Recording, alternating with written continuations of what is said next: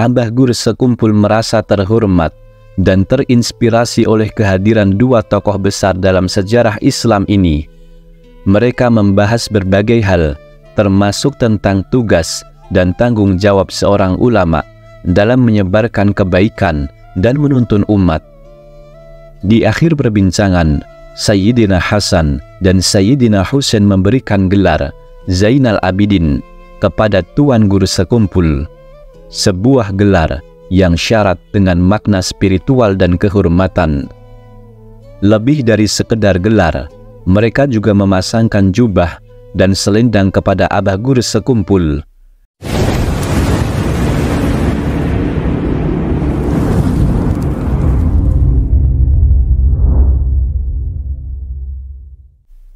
Assalamualaikum warahmatullahi wabarakatuh. Alhamdulillah. Allahumma salli ala Sayyidina Muhammad wa ala alihi wa sahbihi ajma'in. Sobat Kalam Karamah yang dimuliakan Allah, Kiai Haji Muhammad Zaini bin Abdul Ghani, yang lebih dikenal sebagai Abah Gur sekumpul atau Guru Ijai, adalah seorang ulama asal Kalimantan Selatan yang diakui sebagai wali Allah berkat kealimannya dan berbagai karomah yang dimilikinya. Namun, meski memiliki kelebihan luar biasa dari Allah, Abah Gur sekumpul selalu mengingatkan pengikutnya agar tidak terjebak dalam keanehan atau keunikan yang tampak, melainkan untuk mengedepankan ketawaduan dan kesederhanaan. Ini adalah kualitas yang membuatnya mencapai makom spiritual yang tinggi. Lahir pada 11 Februari 1942 di Kampung Tunggul Irang Seberang, Martapura, Abah Gur sekumpul menjalani hidup yang penuh makna hingga wafat di usia 63 tahun pada 10 Agustus 2005. Selain memiliki sebutan Abah Gur sekumpul, beliau juga dikenal dengan berbagai nama lain seperti Kusyairi, Guru Ijai, dan Kiai Haji. Keistimewaan beliau tampak sejak usia dini. Misalnya, beliau tidak pernah mengalami mimpi basah dan memiliki kemampuan melihat serta mendengar hal-hal yang gaib sejak berusia 10 tahun. Didikan agama yang ketat dari orang tuanya, yaitu Kiai Haji Abdul Ghani dan Nyai Masliah binti Haji Mulia, turut membentuk karakter dan kepribadiannya yang mendalam. Abah Gur sekumpul bukan hanya seorang guru spiritual, tetapi juga simbol ketawaduan. Beliau mengajarkan bahwa karomah dan keunikan bukanlah tujuan utama dalam beragama, melainkan sebuah sarana untuk mendekatkan diri kepada Allah. Dalam perjalanan hidupnya, beliau selalu menekankan pentingnya kesederhanaan dan keikhlasan dalam beribadah. Abah Gur sekumpul, sosok ulama yang besar, yang diakui sebagai salah satu wali Allah, dikenal memiliki banyak karomah. Namun, sedikit yang mengetahui bahwa sejak kecil, bahkan sejak dilahirkan, beliau sudah menunjukkan berbagai keanehan dan keganjilan yang tidak lazim bagi bayi pada umumnya. Tanda-tanda istimewa ini sudah terlihat ketika beliau masih dalam tahap orok atau masih bayi merah. Salah satu kisah menarik yang melingkupi kelahirannya terjadi saat Tuan Guru sekumpul baru saja terlahir di dunia ini. Sebagai bayi, ia menangis dengan suara yang sangat keras dan tak kunjung berhenti. Suara tangisannya bukan hanya sekedar pertanda bayi biasa yang lapar atau tidak nyaman. Ada sesuatu yang lebih dalam di balik tangisan itu, seolah mengisyaratkan kehadiran sosok istimewa yang akan membawa pengaruh besar bagi banyak orang. Tangisan ini menarik perhatian banyak orang di sekitarnya, dan beberapa beranggapan bahwa itu adalah tanda awal dari karomah yang dimilikinya. Orang-orang mulai merasakan aura yang berbeda, seakan bayi ini membawa berkah dan harapan.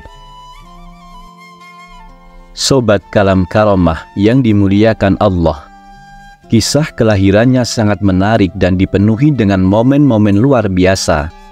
Salah satu tokoh yang berperan penting dalam proses kelahirannya adalah Tuan Guru Adu, yang juga dikenal sebagai Tuan Guru Haji Abdurrahman. Beliau ikut memberikan doa saat ibunda Tuan Guru Sekumpul sedang bersalin dan memberinya air yang telah dibacakan ayat-ayat suci Al-Quran. Ketika Abah Guru Sekumpul lahir, keanehan langsung terlihat. Bayi tersebut tampak tidak bernafas, seolah terjebak dalam hening yang mencekam. Melihat keadaan ini, Tuan Guru Adu segera meneteskan air doa ke bayi itu. Dan izin Allah, setelah beberapa tetes air tersebut, Tuan Guru Sekumpul mulai bernafas dan isak tangisnya pun terdengar, membawa harapan baru bagi keluarganya. Setelah Tuan Guru Adu menyerahkan bayi tersebut kepada orang tua Abah Guru Sekumpul agar kembali kepada ibunya untuk disusui, masalah baru pun muncul. Meski telah lahir ke dunia, Tuan Guru Sekumpul tidak mau menyusu. Ia terus menangis, seakan ada sesuatu yang mengganggu atau menarik perhatian yang lebih dalam. Keluarga pun bingung, tak tahu harus berbuat apa. Dalam situasi genting ini, mereka memutuskan untuk membawa kembali bayi itu kepada Tuan Guru Adu, dan diharapkan kehadiran sosok yang alim ini dapat menenangkan tangisannya dan mau makan dan minum ASI ibunya. Begitu bertemu kembali dengan Tuan Guru Adu, bayi tersebut seolah merespon kehadiran sang guru dengan lebih baik. Ketika itu, Tuan Guru Adu, sosok yang berperan penting dalam hidup Abah Guru Sekumpul, melakukan tindakan yang tak biasa. Ia menjulurkan lidahnya kepada bayi Tuan Guru Sekumpul. Tanpa ragu, mulut mungil bayi itu langsung menyambut, seolah sedang menyusu dengan lahap dari lidah Tuan Guru Adu. Kejadian ini menjadi solusi ketika Tuan Guru Sekumpul terus menangis. Saat ia menghisap lidah Tuan Guru Adu, tangisannya pun mereda dan ia segera tertidur lelap. Hal ini tidak hanya terjadi sekali. Setiap kali Abah Guru Sekumpul hendak disusui, ia selalu menangis dan kembali harus dihadapkan pada Tuan Guru Adu. Keanehan ini menunjukkan ikatan yang kuat antara mereka, seolah ada kekuatan spiritual yang tak biasa dipahami oleh orang-orang di sekitarnya. Setelah 2 minggu berada di desa Tunggul Irang, ayah Tuan Guru Sekumpul, Abdul Ghani, merasa waktunya untuk kembali ke kediamannya di desa Keraton, Martapura. Kedua desa tersebut hanya berjarak sekitar 1 kilometer.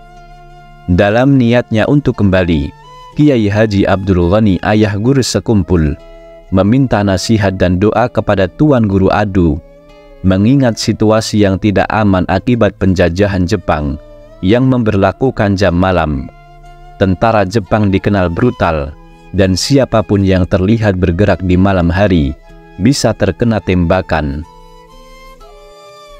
Namun, keajaiban lainnya pun terjadi.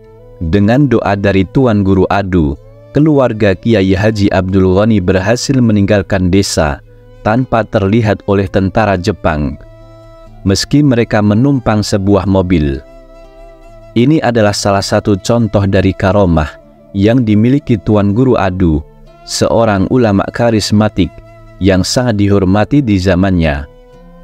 Tuan Guru Adu, atau yang memiliki nama asli Tuan Guru Haji Abdurrahman, dikenal memiliki berbagai karomah dan keajaiban dari Allah. Keberadaannya di desa Tunggul Irang seringkali menjadi pelindung bagi masyarakat dari ancaman penjajahan. Diceritakan, setiap kali tentara Jepang mendekati desa, selalu ada musibah yang menghalangi mereka, seperti kapal yang tenggelam di sungai. Ini mungkin menjadi pertimbangan bagi Kiai Haji Abdul Ghani dalam memilih desa itu sebagai tempat kelahiran anaknya, yaitu Tuan Guru Sekumpul, selain kondisi perekonomian keluarga yang masih belum stabil. Sobat Kalam Karomah yang dimuliakan Allah, ketika masih kecil, Abah Guru Sekumpul ada isyarat ilahi dalam kisah pergantian nama Abah Guru Sekumpul. Tidak banyak yang tahu bahwa nama asli Tuan Guru Sekumpul bukanlah Muhammad Zaini. Beliau dilahirkan dengan nama Ahmad Kusyairi, tetapi namanya kemudian berubah setelah menerima sebuah isyarat ilahi melalui mimpi yang penuh makna. Pergantian nama ini adalah salah satu dari sekian banyak karomah yang dimiliki oleh Tuan Guru Sekumpul.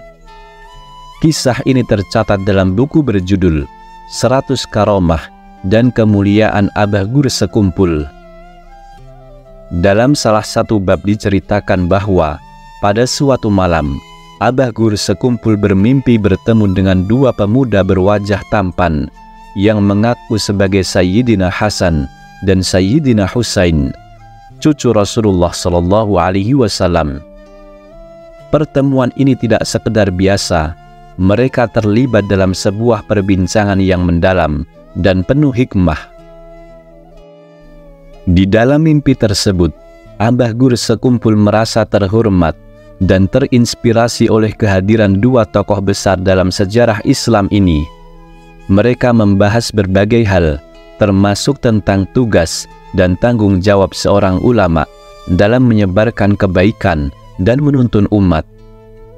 Di akhir perbincangan, Sayyidina Hasan dan Sayyidina Husain memberikan gelar Zainal Abidin kepada Tuan Guru Sekumpul, sebuah gelar yang syarat dengan makna spiritual dan kehormatan. Lebih dari sekedar gelar, mereka juga memasangkan jubah dan selendang kepada Abah Guru Sekumpul. Simbol ini bukan hanya menunjukkan penghormatan, tetapi juga menandakan tanggung jawab yang lebih besar dalam menyebarkan ilmu dan kebaikan di tengah masyarakat. Dengan jubah dan selendang tersebut, Abah Guru Sekumpul dianggap siap untuk menjalankan peran barunya sebagai sosok yang akan membawa berkah bagi banyak orang. Setelah terbangun dari mimpinya, Abah Guru Sekumpul segera menceritakan mimpi tersebut kepada ayahandanya. Sang ayah pun mendengar kisah itu dan merasa yakin bahwa mimpi tersebut merupakan isyarat dari Allah. Merasa terdorong oleh hal ini, ia pun mengambil keputusan untuk mengubah nama Ahmad Kusyairi menjadi Muhammad Zaini. Ini adalah bentuk penghormatan dan pengakuan terhadap peristiwa yang dialami putranya. Menariknya, sebelum nama baru tersebut resmi disematkan, Tuan Guru Marzuki, seorang ulama besar, tiba-tiba berkunjung ke kediaman Abah Guru Sekumpul pada pagi hari. Tanpa diduga, Tuan Guru Marzuki langsung menyatakan, "Kamu sekarang bernama Zainal Abidin ya?" Mendengar ucapan itu, Abah Guru Sekumpul hanya bisa tersenyum, merasa takjub dan terkejut. Ternyata, mimpi yang begitu pribadi itu sudah diketahui oleh Tuan Guru Marzuki, seolah-olah beliau mendapatkan petunjuk dari Allah mengenai peristiwa tersebut. Kisah ini semakin menegaskan keyakinan banyak orang akan kedekatan Abah Guru Sekumpul dengan Allah Subhanahu wa Ta'ala, serta keistimewaan yang dimiliki beliau. Nama baru yang diberikan kepada Abah Guru Sekumpul bukan sekedar pergantian nama.